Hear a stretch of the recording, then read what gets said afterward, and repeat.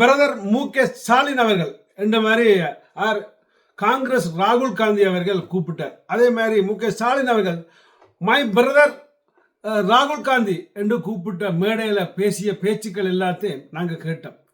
அப்படி ஒற்றுமையா அந்நிய உன்னியமாக இருந்த காங்கிரஸின் திமுகவும். ஸோ அவைகளை பற்றி தான் இன்றைக்கு, அது காங்கிரஸை பற்றி இன்றைக்கு நான் இப்போ பிறந்த பிள்ளைகளுக்கு எந்த வயதுக்கு நான் பட்ட அனுபவத்தை, நான் கேள்விப்பட்ட விடயத்தை, அனுபவம் இல்லை கேள்விப்பட்ட விடயத்தையும் அனைத்தையும் உங்களுக்கு இதில் பதிவிடுறேன். ஏன்னா இப்போ பிறந்த பிள்ளைகள் அடிக்கடி எழுதுவார்கள், என்ன அடிக்கடி காங்கிரஸ் காங்கிரஸ் என்று சொல்கிறேன், எங்களை என்ன காங்கிரஸ் செய்த மாதிரி அவர்கள் கேள்வியில் கணக்கே இருக்குது. அதனால வீடியோ கொஞ்சம் பெருசாக இருந்தாலும் கொஞ்சம் இதை கவனிச்சு கேளுங்க. இந்த டைம் தான் இந்த காங்கிரஸை பற்றி ஈழத்தமிழராகிய நாங்கள் மக்களுக்கு விளங்கப்படுத்துறது. முதலாவது இந்த வீடியோவை ஏதோ ஒரு கொஞ்சம் பேர் பார்க்குறீங்க, அது தாழ்மையோடு சொல்லிக்கொள்கிறேன். ஸோ அப்போ அவர்களுக்கு முதல் விளங்கப்படுத்துவோம். ஏன்னா அவர்கள் நாங்கள் ஏதோ விஜய்க்கு எதிரானவர்கள், இல்லாட்டி விஜயை நாங்கள் ஆட்சியை பிடிக்க மாட்டோம்னு விஜயின் ரசிகர்கள் ஒரு பக்கம். காங்கிரஸை பற்றி சொல்லக்கு முன்னும் இந்திரா காந்தியை பற்றி சொல்லணும். இந்திரா காந்தி என்றவா எப்படி இருந்தா, என்ன மாதிரி இருந்தான்னு உங்களுக்கு பலருக்கு தெரியாது. அவ உயிரோடு இருந்த காலத்தில் நீங்கள் சிலர் பிறக்கவில்லை. அதாவது நான் இந்த உயிரோடு இருந்த காலத்தில் நான் இந்த உலகத்தில் இருக்கிறேன். அதை விட நான் ஒரு காலத்தில் எங்கள்ட ஊரில் இந்திரா காந்தி இறந்த பொழுது அவன் இறுதி சடங்கு செய்யும் பொழுது ரஜீவ் காந்தி கொல்லி வைக்கும் காட்சிகள் எல்லாத்தையும் நாங்கள் வீடியோவில், அதாவது டிவியில் ஒரு பாடசாலையில் போட்டாங்க, அதை நாங்கள் பார்த்த நேரில் போய். ஸோ அப்படியெல்லாம் எங்களுக்கு அனுபவம் இருக்குது. ஏன் அப்போ நாங்கள் எல்லாம் அதை பார்க்கணும்? இந்திரா காந்தி இறந்த செத்த விட்டை நாங்களே பார்க்கணும், காங்கிரஸ் தான் நீங்கள் எதிர்க்கிறீங்கலாம் பலர் கேட்கலாம். அப்படி இல்லை. அதாவது நடந்த சம்பவம் எப்படின்னு பார்த்தீங்கன்னா இருந்தால், எங்களுக்கு இந்திரா காந்தி அம்மையார் எங்களுக்கு ஆதரவு தெரிவித்தார். அவள் இருந்திருந்தா பலர் சொல்லுவார்கள் ஈழம் கிடைச்சிருக்க மாட்டாது. உண்மை எனக்கு தெரியாது. அவள் இருந்திருந்தா எப்படி பங்களாதேஷை பிரித்து கொடுத்தாவோ அதே மாதிரி இங்கே இலங்கையை தமிழர்களுக்கு பிரித்து கொடுத்துருப்பான்னு பலர் சொல்வார்கள். ஸோ அதனால என்னமோ சீக்கியன் அவர்களை சுட்டு சாக்கொண்டு விட்டார், அதாவது இறந்து விட்டார். அதை பற்றி வரலாறு பேர்ந்து கதைப்போம். ஸோ அந்த நிலையில் இந்த ரஜீவ் காந்தி என்றவர் ஒரு ஒரு அனுபவமற்ற ஒரு மனிதன். அவர் வார அரசியலுக்கு. ஸோ அவர் அவரை ஏதோ ஒரு வகையில் அவர் எங்களுக்கு சப்போர்ட் பண்ணுவார் என்று தான் பல விடயங்களை அப்போ அந்த விடுதலை புலிகளாக இருந்தவர்கள் வரவேற்றார்கள். இந்திய நாமி எல்லாம் அப்போ வந்தது, எங்கள்ட நாட்டுக்கு வந்தது. எங்கள்ட நாட்டுக்கு தனியாக சிங்கள தேசத்துக்கு இல்லை, தமிழ் தேசங்களுக்கு மட்டும் இந்திய நாமி வரப்பட்டது.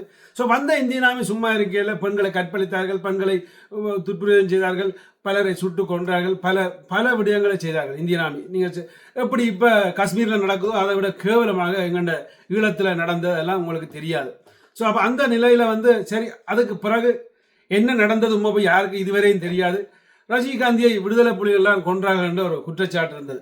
அதாவது ரஜினிகாந்தியை அதாவது விடுதலை புலிகள் தமிழ்நாட்டில் ஒரு ஒரு ஒரு அரசியல்வாதியோ இல்லை ஒரு பெரியவரையோ கொல்ல கொல்லவும் இல்லை என்று அவர்கள் தொப்புள் கொடி என்றது அவர்களுக்கு தெரியும். உண்மையாக சொல்லப்போனால் ரஜினிகாந்தியை விடுதலை புலிகள்லாம் கொன்றாதான் இந்த கதை செல்லுபடியாகும். ஆனால் ரஜினிகாந்த் செய்த வேலைக்கு இப்போ சீமாந்தருடைய நாட்கள் சொல்லியிருக்கிறேன், அவருக்கு செய்ததுதான் சரியண்டு, அதாவது அவரை கொன்றதுதான் சரியண்டு. ஏன்னா அவர் கொன்றது எங்களில் பல குடும்பங்களை, அந்த குடும்பங்கள் இப்போ கனவுட இல்லாமல் இருக்குது, அங்கெங்கேன்னு தெரியாது. ஸோ அவரும் ஒரு ஏதோ ஒரு வகையில் தமிழருக்கு ஒரு இனப்படுகொலை செய்தவரார். ஸோ இதனால தான் உருவாக்கப்பட்டது எங்களுக்கும் காங்கிரஸுக்குமான பிரச்சனை. அதாவது தொப்புள்கடியான தமிழ்நாட்டுக்கு எங்களுக்கும் பிரச்சனை எப்பவும் வந்ததில்லை, அந்த காங்கிரஸ் என்ற கட்சிக்கு வந்தப்பட்ட பிரச்சனை. ஸோ அதுக்கு பிறகு கடைசியாக நடந்த யுத்தத்தில் தன் கணவரை பழி வாங்குறதுக்காகவோ என்னவோ தெரியல எங்கள்ட போராட்டத்தையும் நசுக்கியது இந்த சோனியா காந்தி, அதாவது இப்போ ராகுல் காந்தின்ற தாயார். ஸோ அப்போ அந்த ஒரு கடுப்பு, அந்த ஒரு கோபம், அந்த ஒரு விஷமம் தான் இப்போ எங்களுக்கு உள்ள பெரிய ஒரு பிரச்சனை. அந்த பிரச்சனைக்கு எங்களுக்கு இப்போ நடிகர் விஜய் சேர்ந்திருக்கிறது எங்களுக்கு அந்த நடிகர் விஜய்க்கு நாங்கள் ஒரு எதிர்ப்பு காட்ட வேண்டி கிடக்கிறதுல அதாவது இப்போ பிறந்த குழந்தைகள் பிள்ளைகள் எல்லாரும், அதாவது நீங்கள்லாம் அந்த வரலாற்று கதையில் கேள்விப்பட்டிருக்கீங்களோ எழுதியா கேள்விப்படாட்டி இதுதான் உண்மை கதை, இது எனக்கு தெரிஞ்ச கதை. என்னை விட அறிஞர்கள் பெரியாக்கள் இருக்கிறார்கள், அவர்கள் இன்னும் வச்சிருப்பார்கள். ஆனால் எல்லாரும் இந்த வீடியோ செய்கிறார்கள் மட்டும்தான் இதை பப்ளிக் பண்ண முடியும் தான் என்ற ஒரு தாழ்மையான பப்ளிக்காக இதை நான் வைக்கிறேன். நான் அதுக்காக பெரியார்னு சொல்ல வரையில் என்ற வீடியோவை நீங்கள் கொஞ்சம் பேர் பார்க்குறீங்க, நிச்சயமாக உங்களுக்கு அதை விளங்கணுமென்ற கதை. மற்றபடி எந்த வகைப்பட்டும் தொப்புள்கொடி உறவுகள்லாம் விஜய் தமிழன் தான், தமிழனோ கேரளா அது வேறு விஷயம். ஆனால் விஜய் ஆட்சியில் எங்களுக்கு ஒரு குறையும் இல்லை, குற்றம் இல்லை. எங்களை அழிச்சவனோட சேரக்கூடாது என்றால் எங்கண்ட குற்றச்சாட்டு, அவ்வளவு தான். சரி, இனி நடிகர் விஜய் வந்திருக்கிறார், பாப்பம் என்ன ஏதேன் நல்ல வழியில் அங்கே உள்ள, அதாவது தலைவன் இல்லா தவிக்கும் அந்த ஈழத்தமிழனுக்கு என்ன செய்ய போறேன். இதுல முக்கியமான இன்னும் ஒரு விடயத்தை பதிவை சொல்லிக்கொண்டு விடைபெற விரும்புகிறேன். அதாவது இந்த காங்கிரஸ் கட்சி வந்து திமுகவுக்கு இப்ப துரோகம் செய்துச்சு. முதல் ஈழத்தமிழனுக்கு துரோகம் செய்துச்சு. ஸோ இப்ப விஜயோட சேர்ந்து இருக்குது. அதாவது விஜய்க்கும் வெகு விரைவில் துரோகம் செய்யத்தான் போகுது. அதாவது ஒன்றை நீங்க தெளிவா பார்க்கணும். ரஜினிகாந்தி என்றவர் வந்து இந்திரா காந்தியின் மகனா இருந்தாலும், ஆனால் அவர் கல்யாணம் கட்டின இடம் இத்தாலி. ஸோ இத்தாலியில இருந்து வந்த அந்த பெண் சோனியா காந்தி என்ன இருந்தாலும் எங்கண்ட ரத்தம், அதாவது ஏதோ ஒரு வகையில இந்தியாவில் உள்ள ரத்தம் இல்லையாது, அது ஏதோ புரத்தி வெள்ளக்கார நாட்டிலிருந்து வந்த ரத்தம், அதாவது இத்தாலியிலிருந்து வந்த ரத்தம். ஸோ அப்ப இப்போ உள்ளூருக்கு இருக்கிறவன் வந்து எங்களை அழிக்கும் பொழுது ஏதோ ஒன்றை கொஞ்சம் சிந்திப்பான். ஏன்னா தமிழ்நாட்டிலும் தமிழர், இலங்கையிலும் தமிழர், அதாவது அந்த தமிழர் ஒற்றுமையாக இருப்பார்கள், அவர்களுக்கு ஒரு இனப்பெற்று இருக்கும், அப்போ நாங்கள் அதை செய்யக்கூடாது என்ற ஒரு ஒற்றுமையாக இருப்பாங்க. ஆனால் இது இவாக்கு வராது. ஏன்னா இவா வந்து ஏதோ என்ன இருந்தாலும் அந்நிய நாட்டுக்காரி வந்த மருமகள்.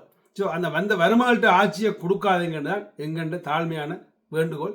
இதை புரிந்தீங்கன்னா உங்களுக்கு சரி, புரியாட்டி நான் என்ன செய்ய முடியும். இனி நீங்கள் திருப்பியும் உங்களோட போராட்டங்களை நீங்கள் தொடருங்க, நாங்கள் எங்கள்கிட்ட போராட்டங்களை தொடர்ந்து கொண்டே இருப்போம். நன்றி, வணக்கம். இன்னும் கூட தெரிஞ்சவர்கள்ட்ட கேட்டு அறிய பாருங்கள். நன்றி.